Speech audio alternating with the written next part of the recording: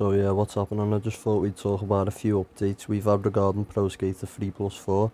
We obviously got the news recently that Ford would have the campaign yanked in favour of the 2-minute timer and what they're calling streamlined goals, which is just a bit lazy considering that's really what made that game different than the rest. But yeah, we're getting a glorified map pack for that game, but it does look like they have sort of remastered the third game properly. I just hope most of the mini games have managed to stay, as they were some of the best parts of levels. They also said on the website that we'd be getting new parks, skaters and tricks. Two of the parks have been revealed, Pinball and Water Park. They seem different enough, but they do look to be replacements for maps like Chicago that were from different games that can't be like transported onto this new one. So yeah, it's going to launch with cross-platform multiplayer, and it's got some sort of new game plus. As you guess as well, with the new skaters is going to come new tricks.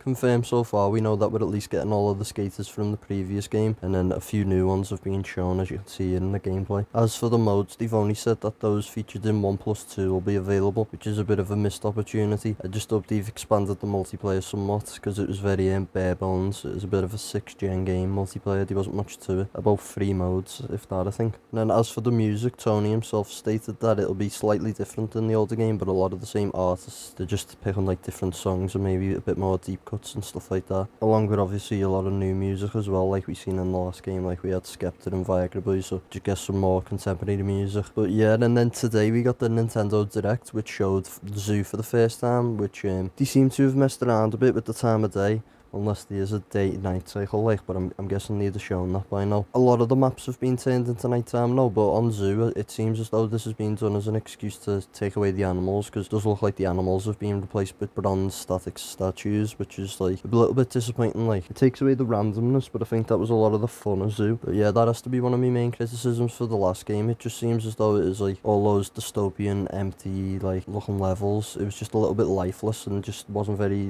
like, as colourful as I remember the older games being. I get that they want to age the levels, but a lot of them lost the charm, and the remakes all sort of look the same. The other level that we got to see actually was Skater Island, which the map itself looked to be like pretty great, to be honest, and then it showed the additional underground section that wasn't in the old game, which is Bikini Bottom. We only got a brief view of it, but it does look like SpongeBob Street. At least it's playable, but hope to God they've managed to squeeze in a secret character or two in there. That would be pretty cool. I think that might make up for some of the pitfalls they've went to so far. Oh yeah, and lastly, it does seem as though BAM is returning, and not from Activision. It seems as though the Birdman himself has strong-armed them into forcing them to come back, and it seems like this was a more recent development. Here's what happened was, like,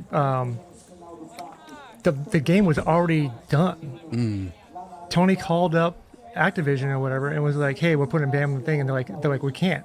He goes, no, you're gonna do it. Oh wow. And basically made them fly BAM back out here. Okay. To get body scanned and everything else. Damn. And put them in the game. So this might be news that's not out there yet, though. Probably. Yeah, I love Rush. It's breaking news. Bah, bah, bah, bah. They didn't say not to say anything. Yeah. Bam would probably say something too. No, they're so secretive with that shit. Though. Remember when somebody was, I'm not going to say who, somebody was on the show, they said something about it, and it came out, and it was kind of... But yeah, happy that's over and done with. I found the debate online hugely hypocritical. I've seen dozens of people saying things like, well, actions have consequences, or fucking, I hope this is a lesson for everyone. But like, if we're being honest, fucking Nigel's in the game, and he's done some unspeakable things to women, and is it just because he's signed to Nike and he's making everyone money? Is that why we're keeping him and not saying nothing really? Because I'm pretty sure his stuff's not too long ago, and there's a lot of stuff on him. But yeah, it's just this selective outrage, man. Where's all this energy for like fucking Nigel? Glad Bam's back in the game. I guess it doesn't really matter when you're making the company money, does it? But yeah, that's pretty much it. That's all the news we've got so far. I just thought I'd like throw it all together in a video. But that is about it. See you later.